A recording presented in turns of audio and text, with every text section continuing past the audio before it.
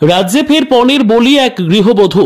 শ্বশুরবাড়ির দাবি মতো বাপের বাড়ি থেকে 5 লক্ষ টাকা পণ না পাওয়ায় গৃহবধূকে অ্যাসিড খাইয়ে খুন করার অভিযোগ উঠল। এই ঘটনায় স্বামী সহ শ্বশুরবাড়ির লোকেদের বিরুদ্ধে লিখিত অভিযোগ দায়ের করা হয়েছে মৃতা গৃহবধূর বাবার বাড়ির পক্ষ থেকে।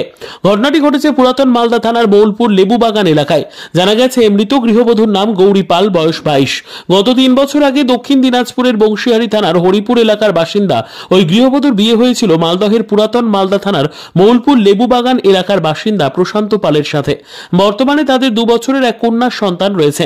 মৃত গৃহবধূর বাপের বাড়ির অভিযোগ, বিয়ের সময় 1 লক্ষাধিক টাকা পণ হিসেবে দেওয়া হয়, কিন্তু তারপরেও প্রতিনিয়ত টাকার জন্য চাপ দেওয়া হতো ওই গৃহবধূকে।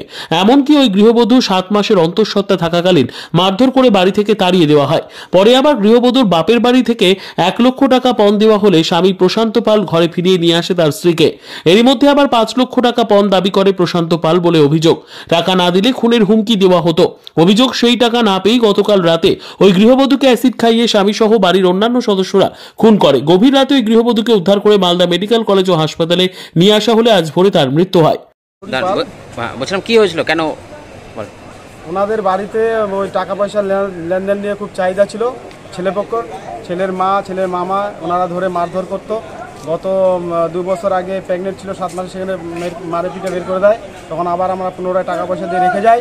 তারপরে এই অবধি অল্প 2-4 দিন ভালো ছিল। তারপরে আবার পুনরায় গতকালকে রাত্রে জানতে পারি আমার ভাগ্নি মারা যায়, অ্যাসিড এবং মেডিসিন খাইয়ে মারা যায়। সদর হসপিটালে আসি দেখতে পাই মারা যায়। আবার কি টাকার দাবি করা হয়েছিল? হ্যাঁ, আবার পুনরায় টাকার দাবি চলছিল। টাকা না দেওয়ার কারণে আমার ভাগ্নিকে মেরে ফেলা হয়। কত টাকা চেয়েছিল? 5 লক্ষ টাকা। কি বলেছিল ফোনে? ফোনে বলেছিল আমাদের টাকা পয়সার প্রয়োজন, টাকা নিয়ে আসো, নাহলে তোমাকে মেরে ফেলবো। আর তারপরে বলছে টাকা না দিতে পারলে মেরে ফেলবো। তারপরে কি হলো? মারা গেছে? হ্যাঁ, মারা গেছে। কিভাবে মেরে ফেলা হলো? ওটা আমরা এসে দেখি আমাদের ভাগ্নি তখন জ্ঞান ছিল, আমাদের বলে আমাকে অ্যাসিড এবং মেডিসিন খাইয়ে মেরে ফেলেছে। কে কে খাইয়েছে? ওনাদের বাড়িতে ছিল ওনার মামা ছিল, ওনার মা ছিলেন এবং উনি ছিল, ওনার দিদি ছিল। কত বছর আগে বিয়ে হয়েছিল? বিয়ে হয়েছিল 22 সালে। 22 সালে। বলছিলাম বিয়ের পরে কি মানে বিয়ে যখন হয় তখন কি পণের টাকা দিয়েছিলেন? হ্যাঁ, তখনও দেওয়া হয়েছে। কত টাকা দিয়েছেন? তখন 2 লক্ষ টাকা দেওয়া হয়েছে। ঘরের শ্বাস পুরো দেওয়া হয়েছে, গড়ি 5 সোনা দেওয়া হয়েছে, খাট, ড্রেসিং টেবিল, সোফা থেকে আরম্ভ করে সবকিছু দেওয়া হয়েছে। পণের টাকা দেওয়ার পর আবার ওনার দাবি, আবার টাকা দাও, টাকা না দিলে মেয়েকে মেরে ফেলবো, হুমকি দেয়। আপনারা কি চাইছেন? আমরা চাইছি সুস্থ বিচার হোক এবং ওনাদের ফাঁসি চাইছি, অবিলম্বে বিচার চাই আমরা। আপনার নাম? আমার নাম পরিতোষ পাল। কে হয় যে মারা গেছে? যে মারা গেছে সেটা আমার ভাগ্নি হয়। দিদি। কি হয়েছিল? বিয়ের পর থেকে মানে টাকা পয়সা 5 লক্ষ টাকার চাপ দেয়। তারপরে? এবং দেওয়ার পরে সে নিয়ে চাপের ফলে বাপ মাকে জানানোর পর তখন ওর শারীরিক বহুত অত্যাচার চালানোর পর সে মেডিসিন খোয়া তাকে মারা হয়, অ্যাসিড খোয়া তাকে মারা হয়। কে কে জড়িত এই ঘটনায়? জড়িত জামাই আছে, জামাই বোন আছে, জামাই মা আছে, জামাইয়ের মামা শ্বশুর আছে। আপনারা কি চাইছেন? আমরা চাচ্ছি বিচার, সূক্ষ্ম বিচার। ওই তো মামা বললাম।